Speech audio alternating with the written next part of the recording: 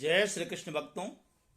श्रीमद् भागवत महापुराण के तृतीय स्कंद का 26वां अध्याय आपके समक्ष निवेदित कर रहा हूं, जिसमें भगवान कपिल अपनी मां देवहूति को महदादि भिन्न भिन्न तत्वों की उत्पत्ति का वर्णन सुना रहे हैं।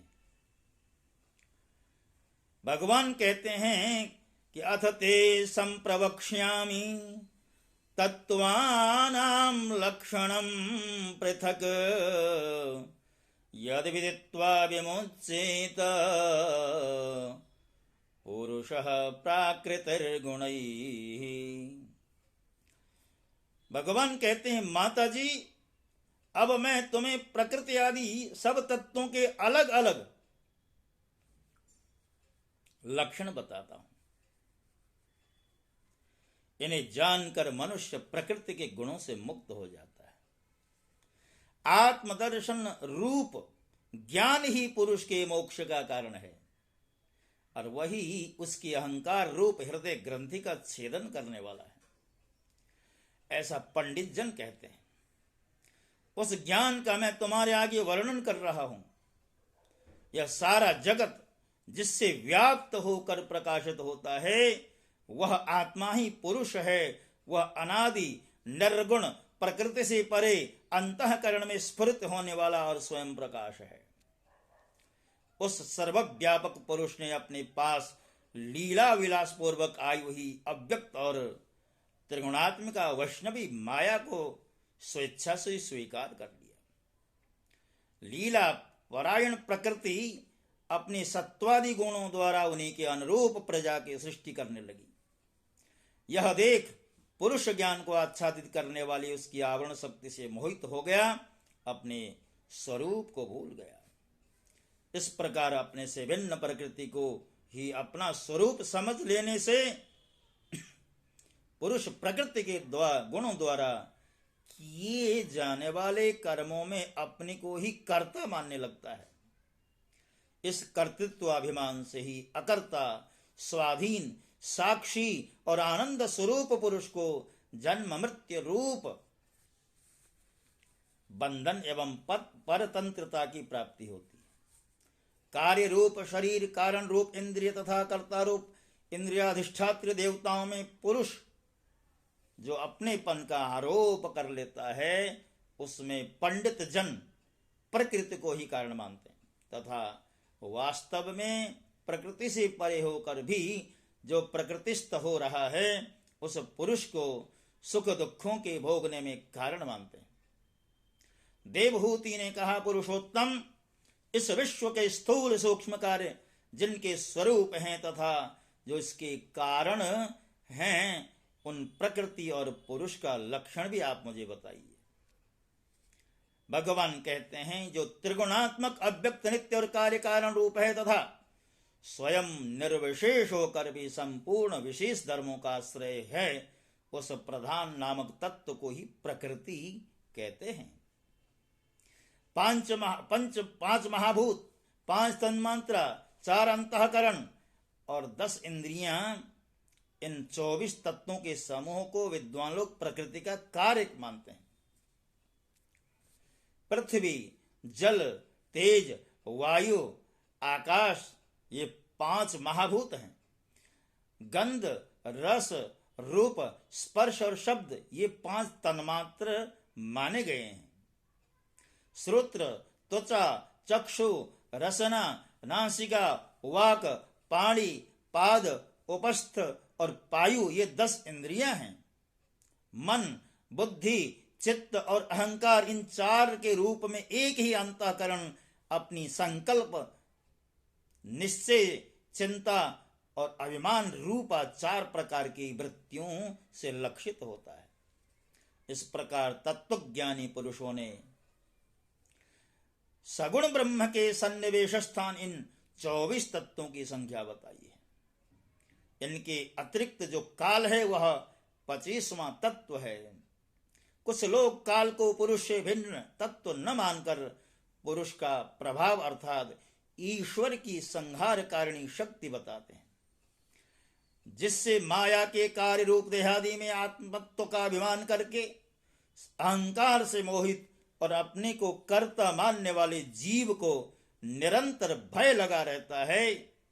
मनुपुत्री, जिनकी प्रेरणा से गुणों की साम्यावस्था रूप निर्विशेष प्रकृति में गति उत्पन्न होती है, वास्तव में पुरुष रूप भगवान ही काल कहे जाते हैं। इस प्रकार जो अपनी माया के द्वारा सब प्राणियों के भीतर जीव रूप से और बाहर काल रूप से व्याप्त हैं, वे भगवान ही 25वें तत्व हैं। जब परम पुरुष परमात्मा ने जीवों के अदृष्ट व क्षोभ को प्राप्त हुई संपूर्ण जीवों के उत्पत्ति स्थान रूपा अपनी माया में चिच्छक्ति रूप वीर स्थापित किया, तो उससे तेजोमय महत्त्व उत्पन्न हुआ।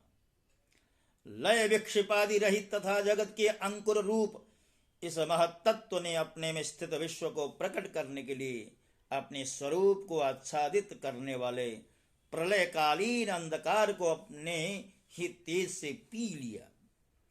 जो सत्व गुणमय स्वच्छ शांत और भगवान की उपलब्धि का स्थान रूप चित्त है, वही महत्त्व है और उसी को वासुदेव कहते हैं। जिस प्रकार पृथ्वी आदि अन्य पदार्थों के संसर्ग में से पूर्व जल अपनी स्वाभाविक फेन तरंगादि रहित अवस्था में अत्यंत स्वच्छ विकार शून्य एवं शांत होता है, उसी प्रकार अपनी स्वाभाविक की अवस्था की दृष्टि से स्वच्छत्व, अविकारित्व और शांतत्व ही वृत्तियों से चित्त का लक्षण कहा गया है।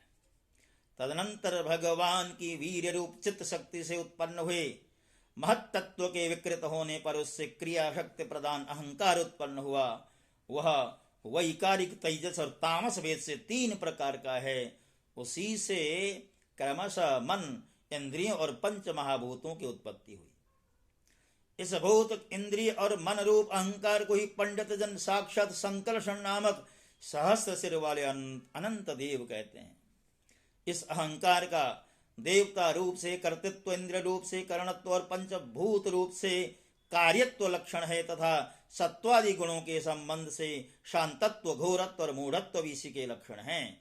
उपर्युक्त 3 प्रकार के अहंकार में से वैकारिक अहंकार के विकृत होने पर उससे मन हुआ, जिसके संकल्प विकल्पों से कामनाओं की उत्पत्ति होती है। यह मनस्तत्व ही इंद्रियों के अधिष्ठाता अनिरुद्ध के नाम से प्रसिद्ध है। योगी जन शरदकालीन नील कमल के समान श्याम वर्ण वाले इन अनिरुद्ध जी की शनै शनै मन को वशीभूत करके आराधना करते हैं।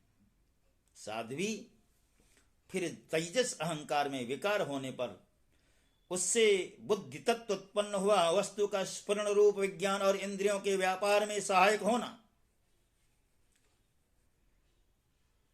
पदार्थों का विशेष ज्ञान करना, ये बुद्धि के कार्य हैं।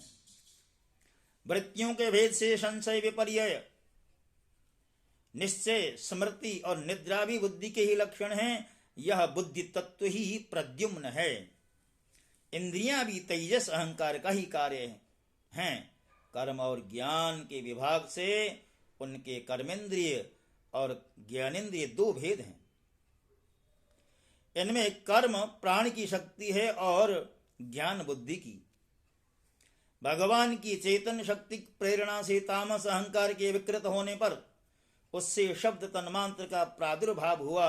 शब्द तन्मात्र से आकाश तथा शब्द का ज्ञान कराने वाली श्रोतेंद्रिय उत्पन्न हुई। अर्थ का प्रकाशक होना, ओट में खड़े हुए वक्ता का भी ज्ञान करा देना और आकाश का सूक्ष्म रूप होना, विद्वानों के मत में यही शब्द के लक्षण है। भूतों को अवकाश देना, सबके बाहर भीतर वर्तमान रहना तथा प्राण, इंद्रिय और मन का आश्रय होना, ये आकाश के वृत्ति कार्य रूप लक्षण है। फिर शब्द तन्मात्र के कार्य आकाश में काल गति से विकार होने पर स्पर्श तन्मात्र हुआ और उससे वायु तथा स्पर्श का ग्रहण कराने वाली त्वगेंद्रिय त्वचा उत्पन्न हुई। कोमलता, कठोरता, शीतलता और उष्णता तथा वायु का सूक्ष्म रूप होना ये स्पर्श के लक्षण हैं। वृक्ष की शाखा आदि को हिलाना, तृणादि को इकट्ठा कर देना, सर्वत्र पहुंचना, गंधादियुक्त द्रव्य को घ्राण आदि इंद्रियों के पास तथा शब्द को श्रोतेंद्रिय के समीप ले जाना तथा समस्त इंद्रियों को कार्य शक्ति देना, ये वायु की वृत्तियों के लक्षण हैं। तदनंतर दैव की प्रेरणा से स्पर्श तन्मात्र विशिष्ट वायु के विकृत होने पर उससे रूप तन्मात्र हुआ तथा उससे तेज और रूप को उपलब्ध कराने वाली नेतेंद्रिय का प्रादुर्भाव हुआ। साध्वी वस्तु के आकार का बोध कराना, गौण होना, द्रव्य के अंग रूप से प्रतीत होना, द्रव्य का जैसा आकार प्रकार और परिमाण आदि हो उसी रूप में उपलक्षित होना तथा तेज का स्वरूप भूत होना, ये सब रूप तन्मात्र की वृत्तियां हैं।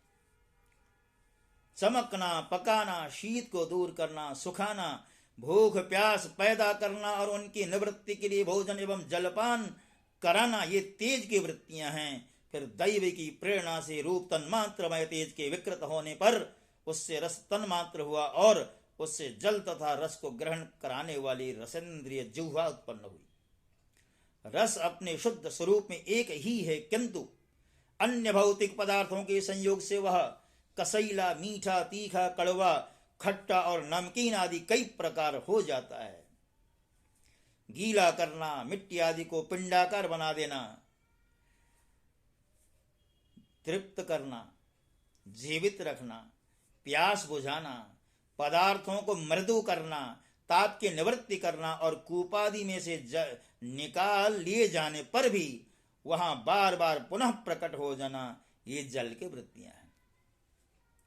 इसके पश्चात दैव प्रेरित स्वरूपभूत जल के विकृत होने पर उससे गंध तन्मात्र हुआ और उससे पृथ्वी तथा गंध को ग्रहण कराने वाली घ्राणेन्द्रिय प्रकट हुई।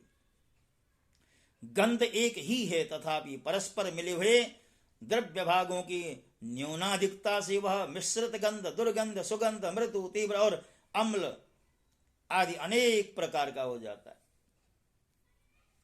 प्रतिमादि रूप से ब्रह्म की साकार भावना का आश्रय होना, जल आदि कारण तत्वों से भिन्न किसी दूसरे आश्रय की अपेक्षा किए बिना स्थित रहना, जल आदि अन्य पदार्थों को धारण करना, आकाश आदि का अवच्छेदक होना, घटाकाश मठाकाश आदि भेदों को सिद्ध करना तथा परिणाम विशेष से संपूर्ण प्राणियों के स्त्रीत्व, पुरुषत्व आदि गुणों को प्रकट करना, ये पृथ्वी के कार्य रूप लक्षण हैं।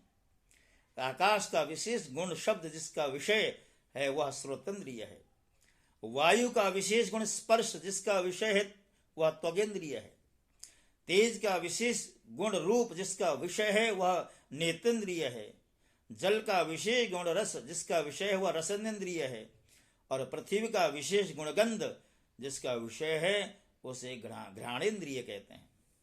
वायु आदि कार्य तत्वों में आकाश आदि कारण तत्वों के रहने से उनके गुण भी अनुगत देखे जाते हैं। इसलिए समस्त महाभूतों के गुण शब्द, स्पर्श, रूप, रस और गंध केवल पृथ्वी में ही पाए जाते हैं। जब महत्तत्व, अहंकार और पंचभूत ये 7 तत्व परस्पर मिल न सके, पृथक पृथक ही रह गए, तब जगत के आदि कारण श्री नारायण ने काल, अदृष्ट और सत्वादि गुणों के सहित उनमें प्रवेश किया। फिर परमात्मा के प्रवेश से क्षुब्ध और आपस में मिले हुए उन तत्वों में एक जड़ अंड उत्पन्न हुआ। उस अंड से उस विराट पुरुष की अभिव्यक्ति हुई। इस अंड का नाम विशेष है। इसी के अंतर्गत श्री हरि के स्वरूपभूत 14 बहुना का विस्तार हुआ। यह चारों ओर से क्रमशः एक दूसरे से 10 गुने जल, अग्नि, वायु, आकाश, अहंकार और महत्त्व इन 6 आवरणों से घिरा हुआ है। इन सब के बाहर 7वां आवरण प्रकृति का है। कारणमय जल में स्थित उस तेजोमय अंड से उठकर उस विराट पुरुष ने पुनः उसमें प्रवेश किया और फिर उसमें कई प्रकार के छिद्र किए। सबसे पहले उसमें मुख प्रकट हुआ, उससे वाक इंद्रिय और उसके अनंतर वाक का अधिष्ठाता अग्नि उत्पन्न हुआ। फिर नाक के छिद्र नथुने प्रकट हुए, उनसे प्राण सहित घ्राणेन्द्रिय उत्पन्न हुई। घ्राण के बाद उसका अधिष्ठाता वायु उत्पन्न हुआ। तत्पश्चात नेत्र गोलक प्रकट हुए, उनसे चक्षु इंद्रियां प्रकट हुई और उसके अनंतर उसका अधिष्ठाता सूर्य उत्पन्न हुआ। फिर कानों के छिद्र प्रकट हुए, उनसे उनकी इंद्रिय स्रोत्र और उसके अभिमानी दिग देवता प्रकट हुए। इसके पश्चात उस विराट पुरुष की त्वचा उत्पन्न हुई, उससे रोम, मूछ, दाढ़ी तथा सिर के बाल प्रकट हुए और उनके बाद त्वचा के अभिमानी औषधियां, अन्न आदि उत्पन्न हुई। इसके पश्चात लिंग प्रकट हुआ, उससे वीर्य और वीर्य के बाद लिंगाभिमानी आपोदेव जल उत्पन्न हुआ।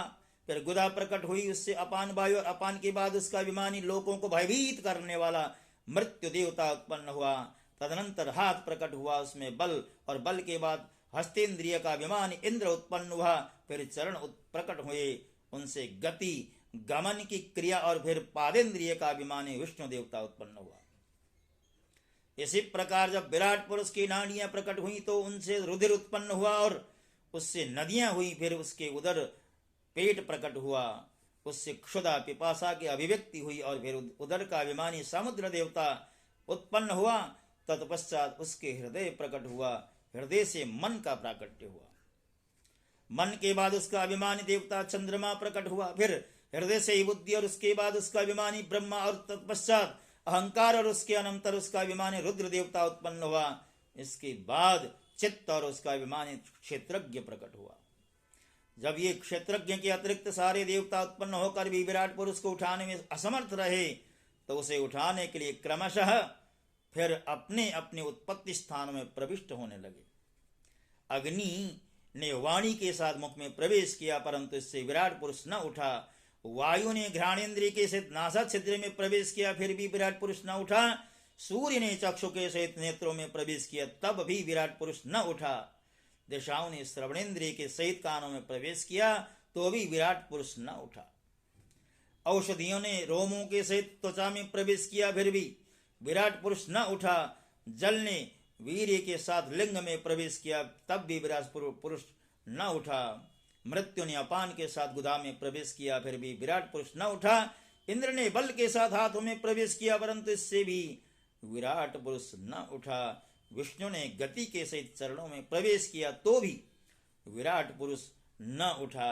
नदियों ने रुधिर के सहित नाड़ियों में प्रवेश किया, तब भी विराट पुरुष न उठा। समुद्र ने क्षुधा पिपासा के सहित उदर में प्रवेश किया, फिर भी विराट पुरुष न उठा। चंद्रमा ने मन के सहित हृदय में प्रवेश किया तो भी विराट पुरुष न उठा। ब्रह्मा ने बुद्धि के सहित हृदय में प्रवेश किया, तब भी विराट पुरुष न उठा। रुद्र ने अहंकार के सहित उसी हृदय में प्रवेश किया तो भी विराट न उठा। किंतु जब चित्त के अधिष्ठाता क्षेत्रज्ञ ने चित्त के सहित हृदय में प्रवेश किया तो विराट पुरुष उसी समय जल से उठकर खड़ा हो गया। जिस प्रकार लोक में प्राण, इंद्रिय, मन और बुद्धि आदि चित्त के अधिष्ठाता क्षेत्रज्ञ की सहायता के बिना सोए हुए प्राणी को अपने बल से नहीं उठा सकते, उसी प्रकार विराट पुरुष को भी वे क्षेत्रज्ञ परमात्मा के बिना नहीं उठा सके।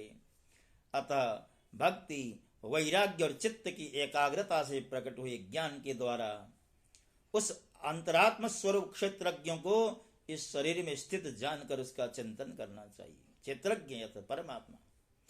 भक्तों, माता देवहूति को भगवान कपिल ने कितना दिव्य ज्ञान प्रदान किया है।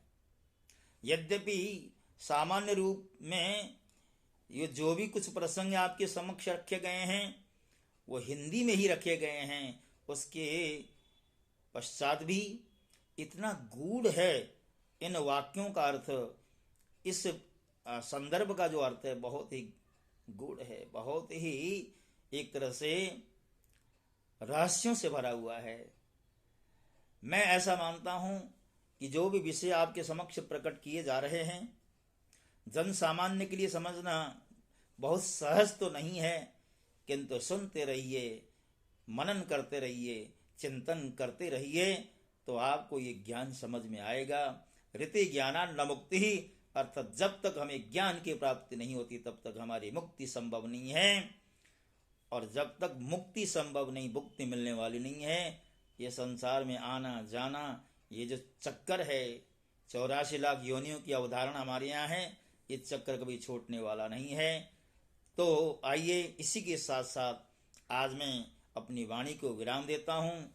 श्री कृष्ण गोविंद हरे मुरारे, हे नाथ नारायण वासुदेव।